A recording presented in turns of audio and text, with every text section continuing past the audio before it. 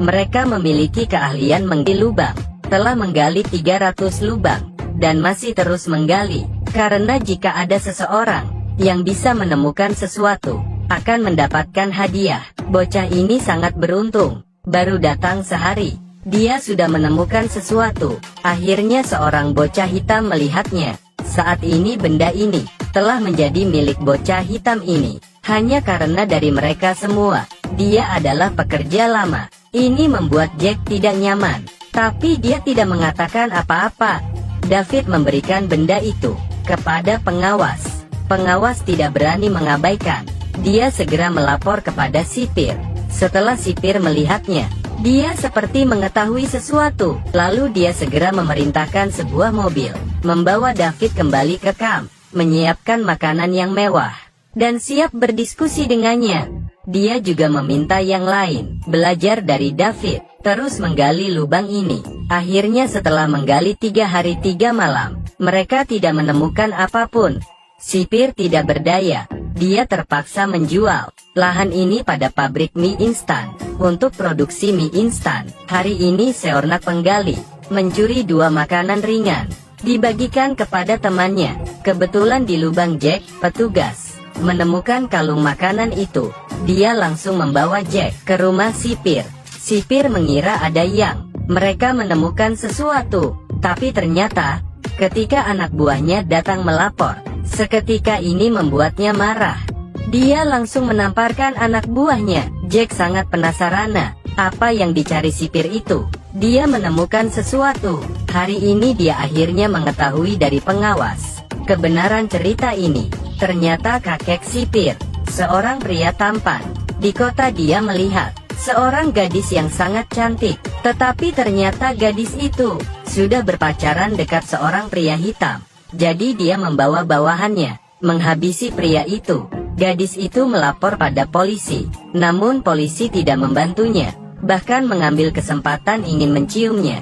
Gadis itu terpaksa berlari. Akhirnya dia melihat pacarnya dibunuh. Keesokan harinya dia berdandan, mendatangi polisi, tanpa banyak bicara langsung menembaknya, meninggalkan bibir merah, lalu pergi. Sejak itu wanita itu mulai berubah. Dia tidak hanya merampok, bahkan membunuh.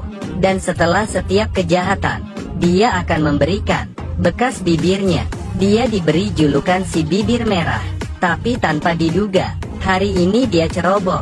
Dia jatuh ke tangan pembunuh itu. Pembunuh meminta dia mengeluarkan hasil jarahannya, tapi dia malah berkata, hasil jarahannya telah dia kubur di sini. Meminta pembunuh itu mengali sendiri. Lalu dia menangkap kadal beracun dan bunuh diri. Pembunuh itu terpaksa menggali mencari harta karun itu.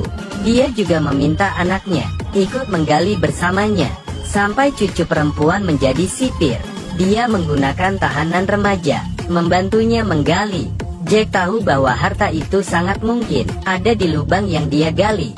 Jadi setiap hari dia dan Adam terus berusaha menggali. Hari ini Sam datang membuli Jack. Penjaga di samping hanya melihatnya, tapi Jack sama sekali bukan lawannya. Ketika Sam akan memukul lagi, Adam mencekiknya. Petugas segera menghentikan mereka. Lalu di depan sipir, petugas itu menyalahkan Adam. Adam yang marah langsung memukul petugas, jatuh ke tanah, lalu kabur membawa sekop. Tapi sipir sama sekali tidak khawatir, karena satu-satunya sumber air terdekat ada di tangannya. Penjara ini tidak memiliki jaringan isolasi, tapi tidak ada yang berani kabur, karena penjara itu ada di padang pasir. Dalam radius 500 mil, tidak akan ada air, dan padang pasir ini dipenuhi ular dan kadal beracun. Tidak akan ada yang bisa hidup di luar lebih dari 3 hari. Tapi ada saja bocah yang tidak percaya. Dia mencuri mobil tangki air, bersiap kabur. Setelah pengawas tahu, dia dengan cepat mengejarnya. Tapi petugas itu malah jatuh ke lubang. Tepat ketika Jack mengira dirinya telah berhasil kabur, ternyata tanpa sengaja dia juga masuk ke dalam lubang. Melihat situasi ini, Jack kabur. Di tengah pelarian, dia melihat sebuah kapal, dan ternyata ada Adam di sana yang sedang tertidur di dalam. Jack mengira dia kabur untuk menyelamatkan Adam, Ternyata dia melihat Adam hidup lebih baik dibandingkan dirinya. Adam membuka sebotol makanan kaleng untuk Jack. Tidak disangka makanan ini, dibandingkan makanan di penjara, lebih enak berlipat-lipat. Jack ingin meminta satu kaleng lagi, tapi Adam malah berkata, itu adalah kaleng terakhir. Saat itu juga Jack melihat di depannya, ada satu gunung jempol. Kakeknya pernah terjebak di gurun pasir. Karena bertemu dengan gunung jempol ini, kakeknya akhirnya selamat. Keduanya tidak punya jalan keluar. Mereka terpaksa mendaki gunung itu.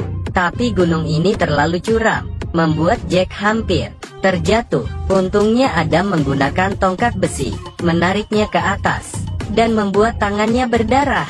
Akhirnya karena tidak kuat, Adam pun pingsan. Jack terus menggendongnya sambil berjalan. Akhirnya di puncak gunung, mendengar suara air, Jack melihat ada tanaman di depannya. Ternyata ada tanaman bawang. Jack segera berlari ke genangan air, lalu meminumnya. Adam melihat itu juga ikut melompat. Jack kemudian menemukan bawang. Gunung jempol benar-benar dapat menyelamatkan mereka. Jack akhirnya yakin pada cerita kakeknya. Kisah pelariannya benar-benar ada. Pencuri bibir merah itu juga cerita nyata, karena dulu kakeknya juga pernah dirampok oleh gadis itu, sehingga dia melakukan perlarian di padang gurun. Dan yang saya gali sebelumnya, dia atas peluru ada ukuran kebon. Itu singkatan nama dari pencuri bibir merah.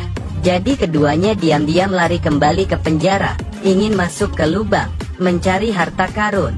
Ketika keduanya sedang menggali lubang, tiba-tiba Jack merasa sepertinya menemukan sesuatu. Dia menariknya keluar. Ternyata itu adalah sebuah kotak kuno. Mereka sangat bersemangat. Pasti ada sesuatu di dalam kotak ini. Sebuah harta karun. Tiba-tiba ada cahaya menyinari mereka. Sipir itu ingin merampas harta karun itu.